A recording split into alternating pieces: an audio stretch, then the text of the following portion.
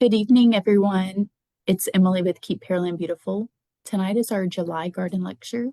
We have these every second Thursday of the month. If you have missed our previous lectures, we have them on our website and on our KPB YouTube channel.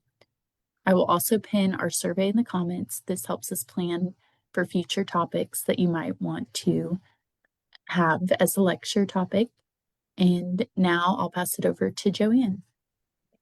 Thank you, Emily. Welcome, everyone. We're glad you could join us this evening. Tonight, our topic is natural pest control in the garden, and our presenters are Shay Wilcoxon and Sheila Pierce. We're all Brazoria County Master Gardeners, and as volunteers in the community, we work with the Texas A&M AgriLife Extension Office in Brazoria County to improve gardening skills throughout the community.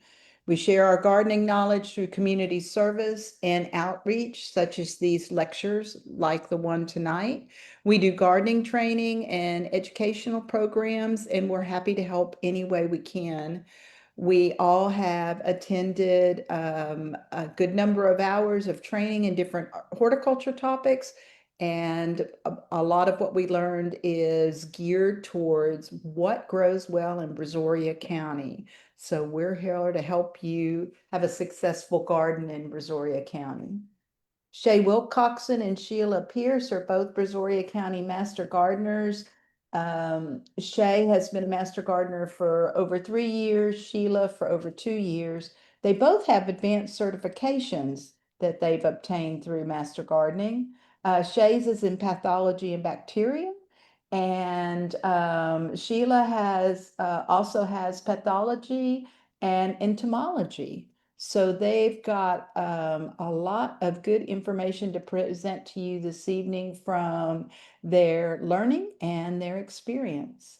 So we'll turn it over to Shay and Sheila, and thank you for presenting tonight. You're quite welcome. Good evening, everybody. My name is Sheila Pierce. And I'm Shay Wilcoxon. And you can move forward. Thank you very much. Before we begin, I just want to, we're going to be addressing soil this evening, but I want to tell y'all that we are not entomologists or biologists, and we are not microbiologists. We are just volunteers with Texas A&M AgriLife Extension of Brazoria County. So we want to make sure that you understand that the only way for you to truly know what's affecting your plants or your crops is to send in a sample of your soil to the Texas Plant Disease Lab at Texas A&M, and I have inserted a QR code if you want to take a picture of that, and it will pull up their website and instructions on how to send in a sample. You can move forward, Shay. Understanding the garden ecosystem. So Why healthy gardens don't... Oh, I'm sorry, go ahead. No, you go ahead. Why Go healthy ahead. gardens don't get bugged out. Ever notice why some gardens seem to just thrive without bug problems? That's no accident. It's nature's doing its thing. Here's why a healthy garden can naturally keep pests in check. It's all about balance. A diverse garden full of plants, bugs, and even a few critters create a natural system of checks and balances. So good bugs like ladybugs and lacewings, they munch on the bad ones like aphids. Birds and frogs and lizards join the party, and they snack on pests too. Strong plants, they fight back. When plants get what they need, good soil, the right amount of sun and water, they toughen up. Healthy plants produce natural chemicals that bugs don't like. They grow stronger cell walls that are harder for pests to chew through. So number 3, happy soil, healthy soil, happy roots. Rich living soil helps plants from the ground up. Helpful fungi like mycorrhizal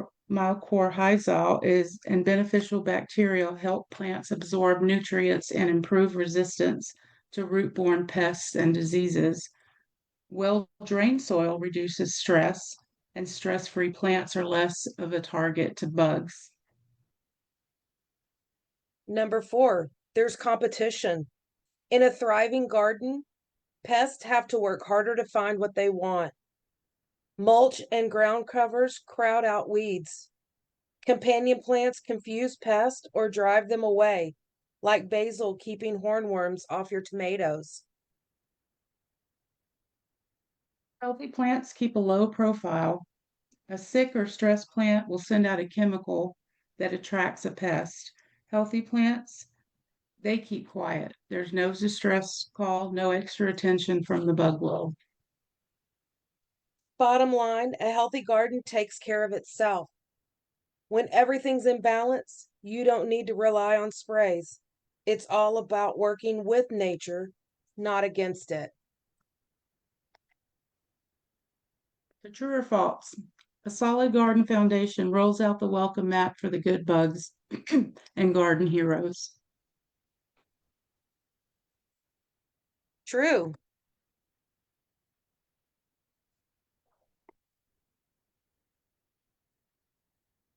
Prevention is the key.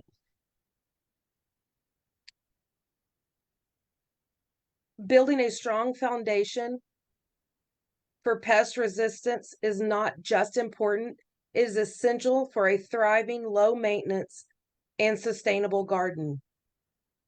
Here's why. Prevention is easier than the cure. Once pests establish themselves, they are very hard to eliminate without harming beneficial insects or disrupting your garden's balance. But a solid foundation makes your garden naturally inviting to them in the first place. Healthy plants are less likely to be attacked. Strong soil can outcompete and suppress harmful organisms. Think of a neighborhood full of friendly, watchful neighbors. It's a lot harder for troublemakers to move in. When your soil is full of good microbes like bacteria, fungi, and other tiny living organisms, those helpful organisms take up space and resources. There's no room or food left for the bad guys, like disease-causing fungi or harmful bacteria. It also releases natural antibiotics or enzymes that kill or stop harmful organisms from growing. Plants boost their defenses so your plants are better equipped to fight off trouble. And this all starts in the soil. This is the foundation of a pest-resistant garden. It starts underground. Nutrient-rich, living soil fuels plant health. Beneficial microbes create a defense network around roots. Proper pH and structure ensures plants will get what they need to grow strong, fast, and resilient.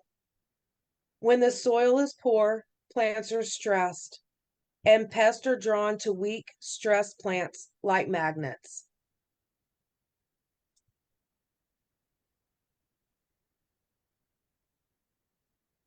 Resilience, not fragility. A garden with a strong foundation is resilient to stress, from weather swings to pest invasions. It's like building a house. If a structure is solid, it can weather storms without collapsing. So plants with a robust immune system can fight off and recover from minor infestations. A stable garden ecosystem can self-regulate, often without human intervention. Supports natural allies. A strong foundation supports beneficial insects, birds, and soil organisms that keep pests in check. Pollinators ensure vigorous growth and reproduction. Predators and parasites of pests find reliable habitats and food sources. If you're not building that base, you're missing nature's own pest control squad. Reduces dependence on chemicals. When the garden's foundation is strong, you don't need to reach for pesticides as often or at all. Your garden becomes more organic, cost-effective, and eco-friendly. Chemical treatments can kill beneficial organisms and weaken the system over time, making you more dependent on them. In short, a strong foundation is your garden's immune system. Without it, you're always reacting, and with it, you're preventing.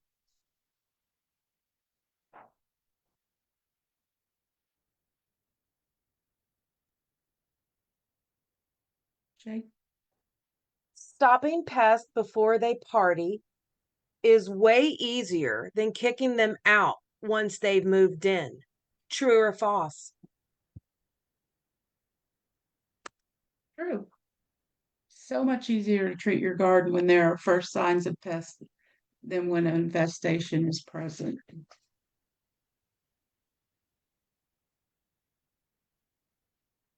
Biological control, bringing on the allies. My favorite. Our first beloved garden predator is the lady beetle. Lady beetles love an assortment of different pollinators. If you release them near aphid-infested plants, they will eat, eat, eat. You will need to ensure that there's enough food in their habitat for them to stay. The lady beetles prefer environments with flowering plants which provide nectar. And Sheila, didn't you want to talk a little bit about lady beetles? No, I think you covered it.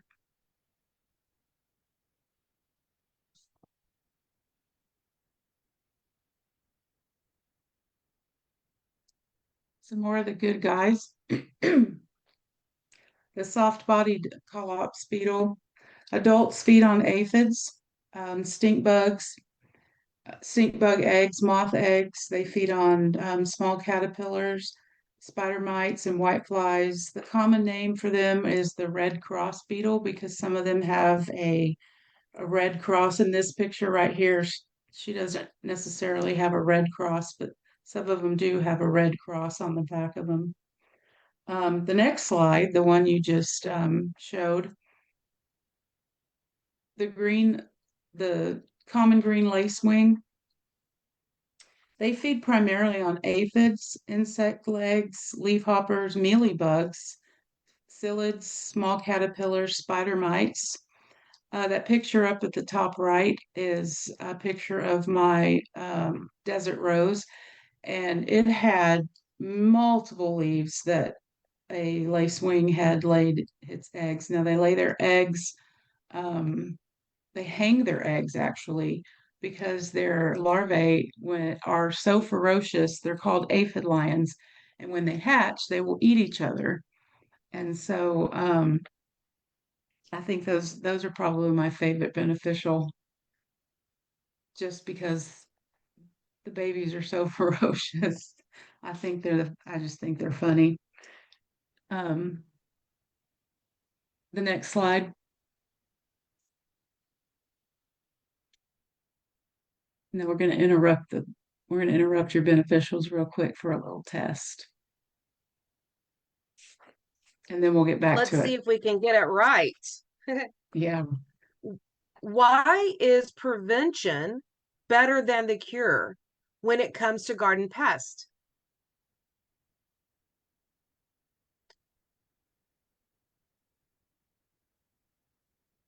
Pests are never, pests never leave once they arrive. Healthy gardens look prettier. You get more rain that way, or it's easier to prevent pests than to eliminate them later. Sheila, do you have the right answer? The answer is D. It's easier to prevent pests than to eliminate them later. Number 2, what role does soil play in a healthy garden? Good soil helps plants grow strong and resist pests. B, poor soil attracts butterflies. C, it keeps plants from blowing away. D, soil only matters for root vegetables. Sheila? A. Good soil helps plants grow strong and resist pests. Number 3, why does a resilient garden do better than a fragile one? A, it uses more water. B, it attracts more pests. C, it resists stress from pests and weather. D, it grows taller trees. And the answer is C. It resists stress from pets and weather. yay. Although D is really funny to me, so. I thought so too. It grows taller trees. Number 4, how do strong garden foundations help natural pest control? They invite more bugs. They scare away the birds. Wish that was happening at my house right now. They support beneficial insects and predators. They make weeds grow faster. Sheila? The answer is C. They support beneficial insects and predators. We had the line company come and cut our trees from the line, and it has really aggravated all of our birds. So we have birds and weeds and everything happening in our garden right now. Well, don't be too mad about that because the birds do eat some of those bad insects. That's what my husband keeps saying. He keeps saying they have something to eat there. Okay, it's a very smart man. And now back to our good Praying, guys. yes, praying My mantis favorite. are a generalist predator. That cannot be categorized as helpful or harmful. Um, I think they're actually, I'm not, I don't know. They're kind of dorky. I think I that's guess why I like them because they're I kind of know funny. they are. They're kind of dorky. So a praying mantis, in the fall, the adult female will lay eggs on twigs or vines, and other sites, such as under the eaves of a home. Their eggs hatch in the spring, so only one generation is produced each year. The wingless nymphs and adults feed actively on many pests and beneficials insects other than each and including each other. Older mantids feed on flies, honeybees, crickets, and moths. So they feed on the good and the bad. They are I not mean, when you're effective, hungry, you're hungry. right? And they are not effective for the control of aphids, mites, or caterpillars. Um, and here's what's funny to me. Older mantids are territorial and are only found alone. Well, we have a fun fact about mantids.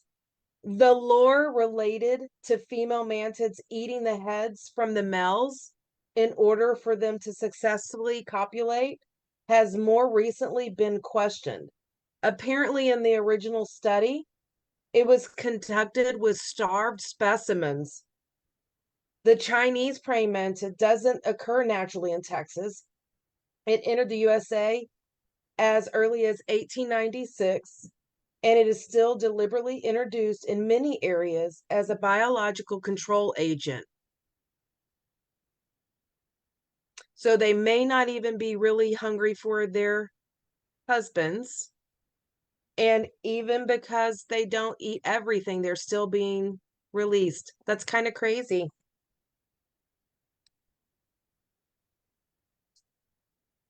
Here you go, Shay.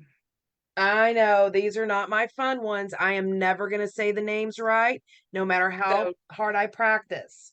so nematodes are one of the four types of disease-causing pathogens, other than virus and bacteria and fungi. But tonight we're going to talk about only two of the nematodes that are beneficial nematodes. These two particular nematodes you can purchase, and I will have all that information where you can purchase them at the end. The two that you can purchase is a Steiner nematode and the Heterohabditis nematode. That was And great. Shay, You did a great job. Those are yeah, hard to say. now tell us the first two. Steinernema carpocapizzi. No, capsy. There Am you I go. close? You did it the second time. You did it perfect. And then the second one is Steiner Nema Feltie. Yep. Feltie. And what do I've those only two eat? practiced them every day. I'm still not going to get them right. And what do they eat? So the first one's Carpocapsy eat cutworms, armyworms, webworms, cranefly larvae. The Feltie are fungus gnats, thripes, which would probably be perfect for our roses, codling moth larvae, and root maggots. Right. And the Steinernema captorici eats mole crickets, grasshoppers, and crickets, and their Habrohaditis bacteria foray eats root weevils, white grubs, and rootworms.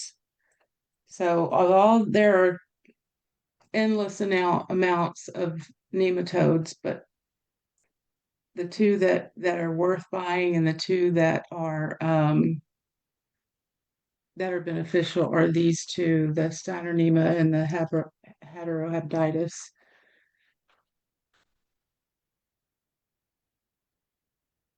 Now we're on to our natural arsenal, tried and true techniques.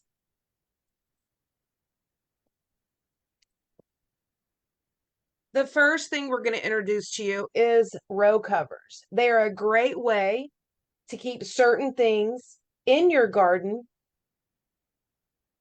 such as heat, and later in the season, certain things such as pest out of your garden. It's a quick video from our friends in Utah showing us how to install a row cover.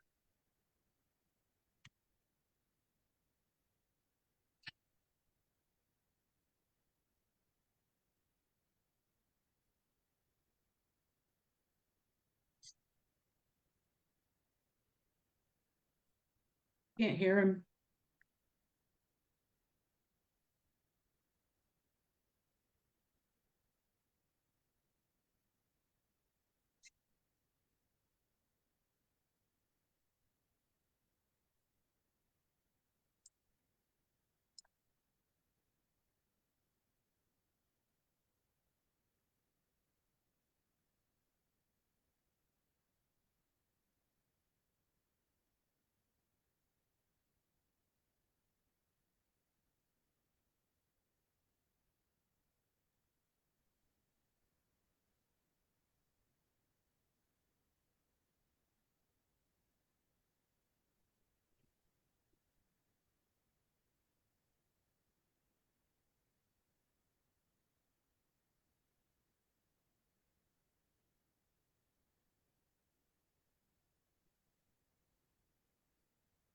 Can you summarize what he's saying while we're watching the video? Because I don't think people can hear him.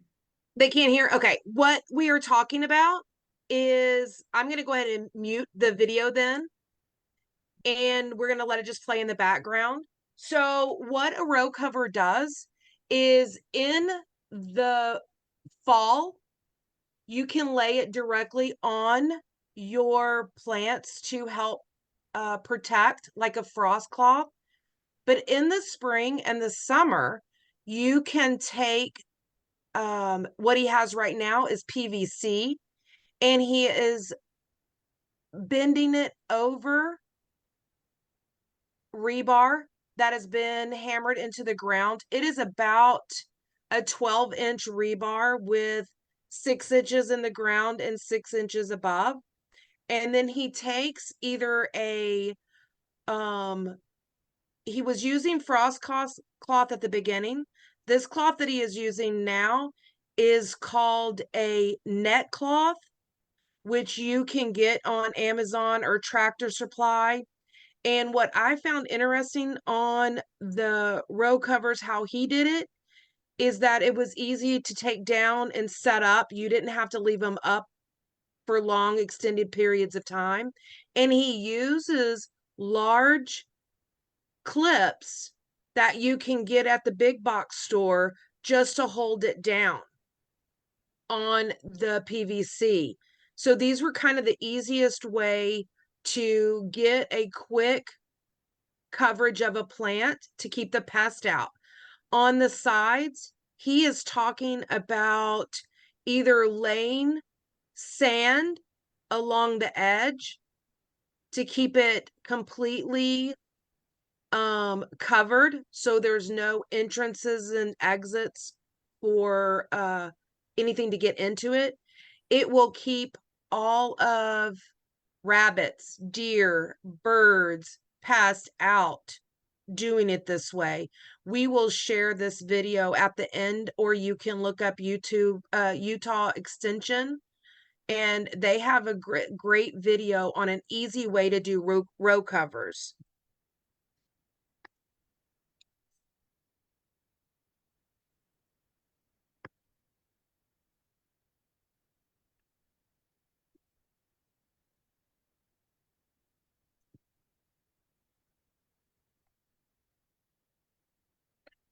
Okay.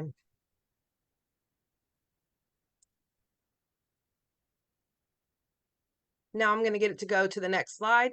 Sheila, you want to go ahead and talk about the next thing while I'm getting the slide pulled up? Yeah, so the next thing is on traps. How to set up little traps in the garden.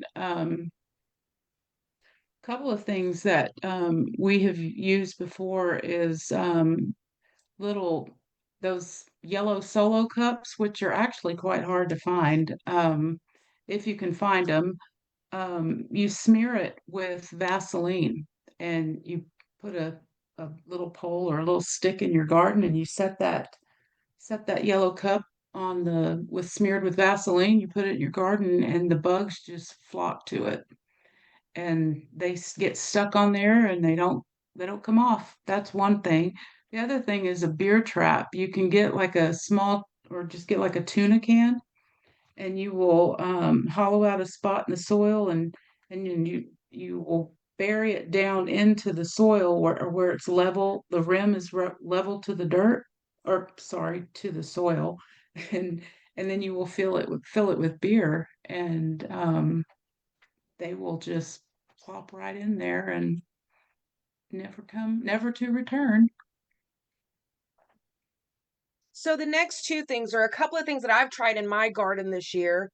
The first one is a fruit trap, and I take a cut up piece. I've been using watermelon, and I lay it down after we just the rind on the soil, and you set it out. You can use fruit or vegetables. This method is effective for catching roly-polies, sow bugs, millipedes, and stink bugs. I did learn early on that I have to collect them really early in the morning. In our heat, it gets a little bit warm. So by 8 o'clock, 8:30, the bugs are returning back to the soil. But if I can get them about 7:30, 7:45, if I can get those bugs and dump them in a bucket of water, those fruit traps work amazingly. The next thing I've been playing with has been a wood trap, and you place a damp piece of wood or chips on a piece of cardboard. The beetles and squash bugs are drawn to the moist wood. I gather those early in the morning also, and I dip them in a bucket of warm, sudsy water. So that way they don't return back to the soil as the temperature increases.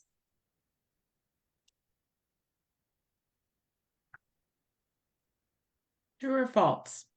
A robust garden foundation could end up leading you to depend on even more chemical pesticides.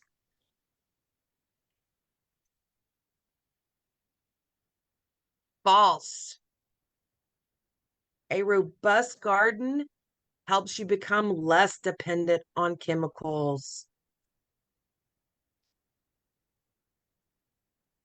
One of our main tools in the garden that is a natural pest getter ritter of is water. A strong stream of water can physically knock pests off like aphids. This method is especially effective for soft-bodied plants. Soft-bodied pests on plants. They are easily dislodged and unlikely to return. Regular watering also supports plant health and making them less attractive to pests like spider mites. Healthy plants are more resilient and less likely to suffer serious infestations. Water treatment is less effective on pests with hard exoskeletons. Pests that are well camouflaged or deeply hidden. But be careful because some plants may be too delicate for strong pressure. So just keep in mind that this method doesn't always work on bugs with tough shells or ones that hide really well. You just have to know what plant you're working with, and be careful when you go out there and decide to blast your plant with a powerful water spray. No matter how bad you want to sometimes. Those aphids have been kind of bad for me lately. Our next one is crop rotation. This is the practice of alternating crops grown on a specific field or container. This practice is beneficial for soil health, pest and disease management, and overall productivity. So new gardeners will soon learn that when they that certain vegetables planted year after year in the same plot will become diseased and decline in productivity. So in rotation, vegetables are often arranged according to families so that individual vegetables from the same family do not follow each other in the rotation. So the reason is for this is that each family of the vegetable has unique effects on conditions which reduce garden potential.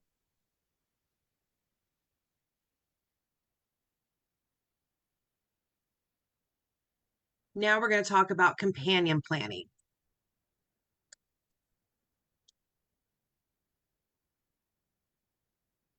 So companion planting is where different plants are grown together to benefit each other. Certain plants will emit scents that attract beneficial insects and they prey on other pests, while others repel specific insects from certain crops. Trap crops. Planting a more attractive plant to lure pests away from the main crop, like nasturtiums for squash bugs. Intercropping, mixing things up, growing different plants together, like basil with tomatoes, makes your garden more diverse and harder for pests to figure out. It makes it a more diverse and resilient ecosystem. It also attracts beneficial insects. Bug buddies. Add flowers that attract helpful insects like ladybugs, hoverflies, and tiny wasps that go after the bad bugs for you. Teamwork makes the garden work.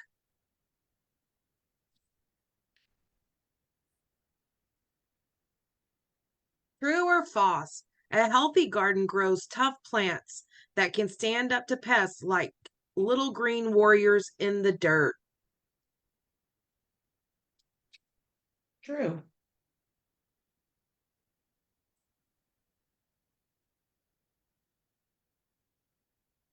Now we're going to natural sprays and solutions.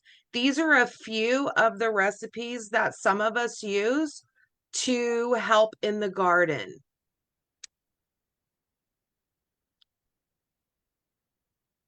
The first is insecticidal soap.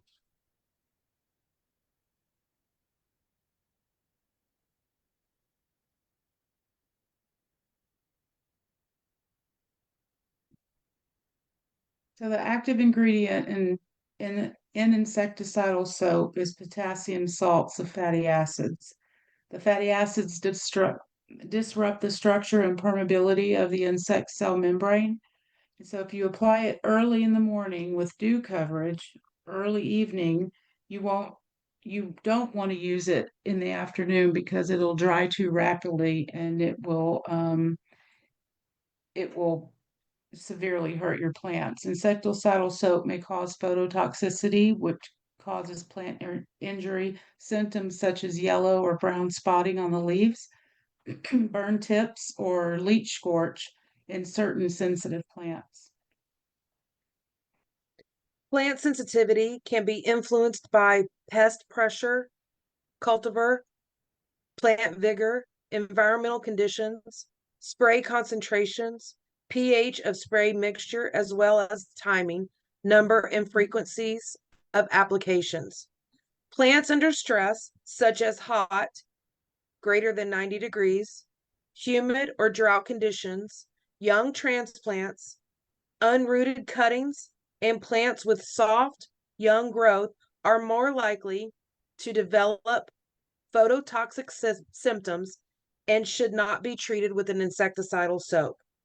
Dishwashing soaps and detergents are designed to remove grease from dishes and may cause damage by dissolving away the waxy cuticle on the plant leaf surface. I'm going to repeat that again because a lot of us have been told that we need to maybe use a certain blue dish soap that's known to cut grease. And grease cutters may remove the waxy cuticle on some plant surfaces.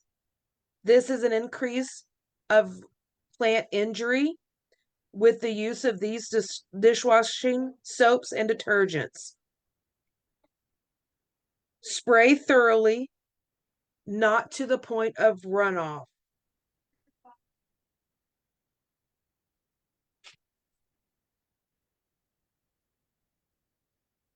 So insecticidal soap, when you mix it with hard water, that has a high minerals of the precipitate soap scum. And when it's formed with the metals found in hard water, it binds to the fatty acids in the soap. So if you're going to make insect soap, you want to use distilled water and only distilled water.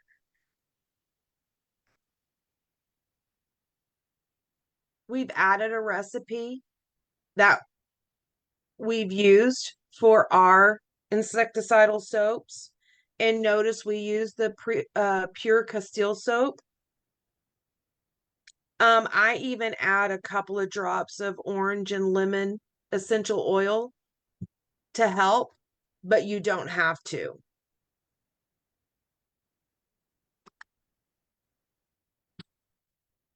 Now we're going to talk about our horticultural oils that smother the pest.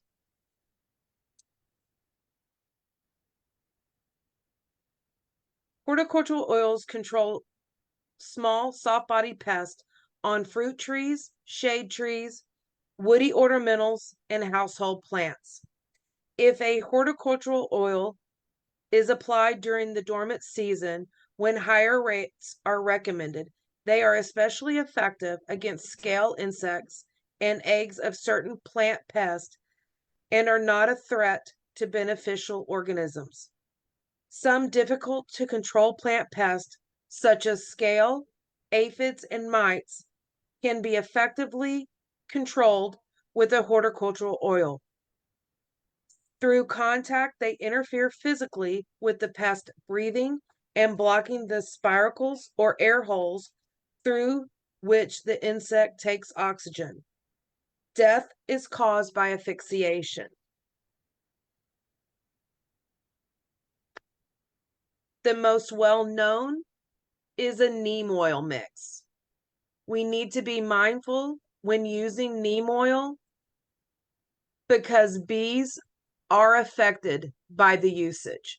So when you do, please make sure that you are watching the pollinators. And here's a recipe.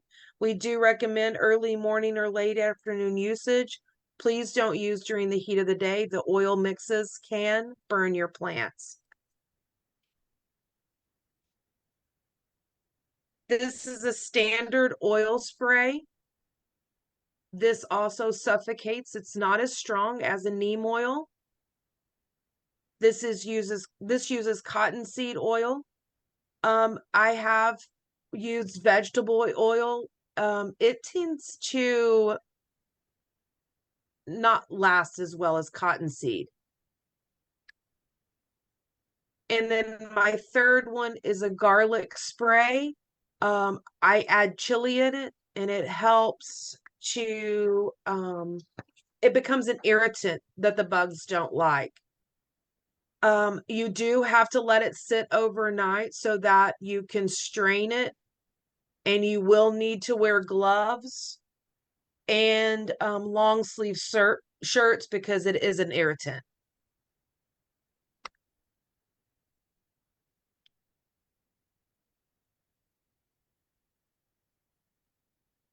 So minimize pesticide use. Avoid using broad spectrum as organic pesticides that can be harmful to beneficial insects.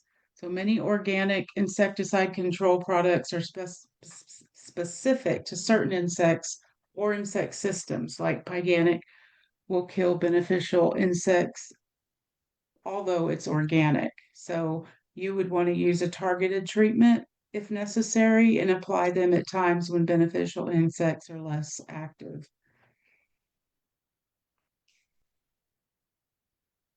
True or false?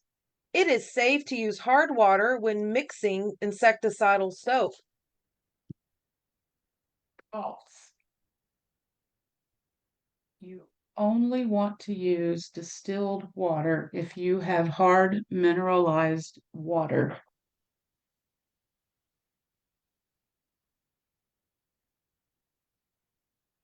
Putting it all together and creating your natural pest management plan.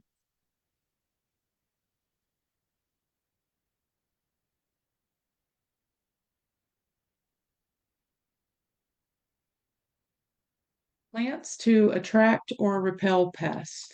So many of the aromatic herbs confuse insects' ability to locate their preferred host plant. So basil will repel mosquitoes, flies, tomato hornworms. Typically, when I plant tomatoes, I will plant, if I happen to have a big crop of tomatoes, I will plant basil and marigold, tomato, basil, tomato, basil, marigold, tomato, basil, marigold, all around my garden. And I honestly had an organic crop that year because they worked so well together against the aphids and the hornworms and just all those things. They kept it all away. It was a great year.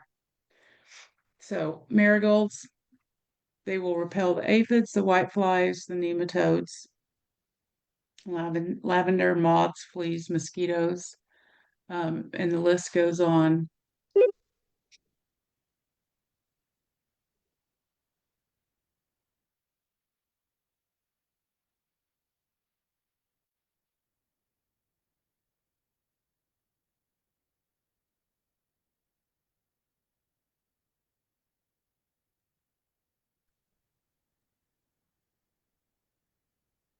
This is another list of plants that can act as trap crops.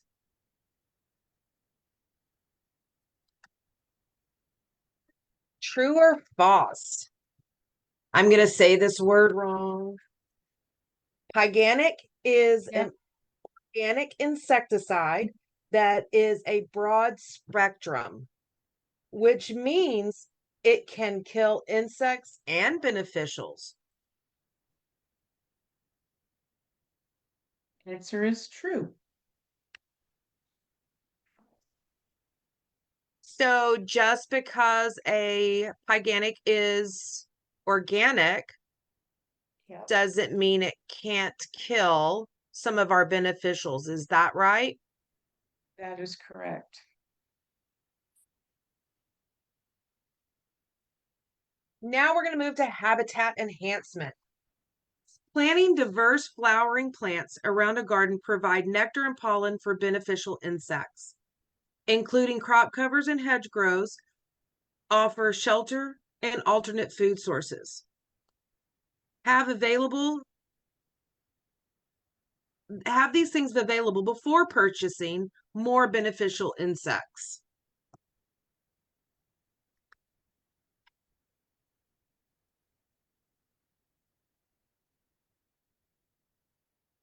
Now, as I was saying earlier about the toads, these are some QR codes that I have put up. You can purchase um, the ANBP, the Association of Natural Biocontrol Producers. Those, I believe, are the ones that you can purchase your nematodes from. If you go onto that website, they sell those. They sell the 2 nematodes.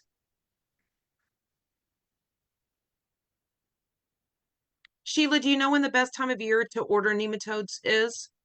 Would it be now or would it be in the fall? I I think you can order them anytime. I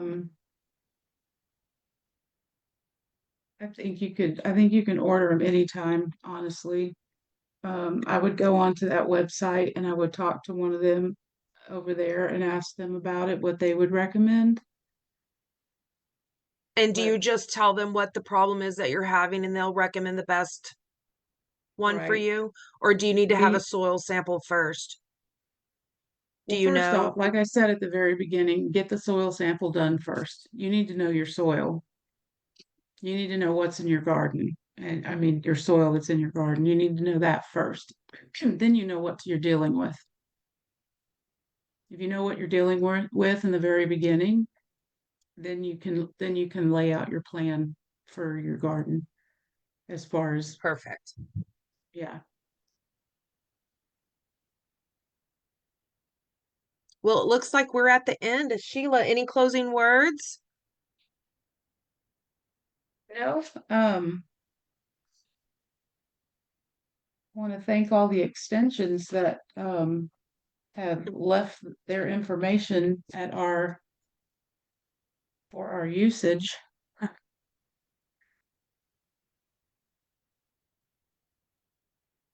Thank you, Shay, and thank you, Sheila. We didn't have any questions dropped into the comments. I think you guys covered everything so well that there weren't any questions. I'm going to try and drop that a copy of that slide in when we're done to the comments with the with where to purchase.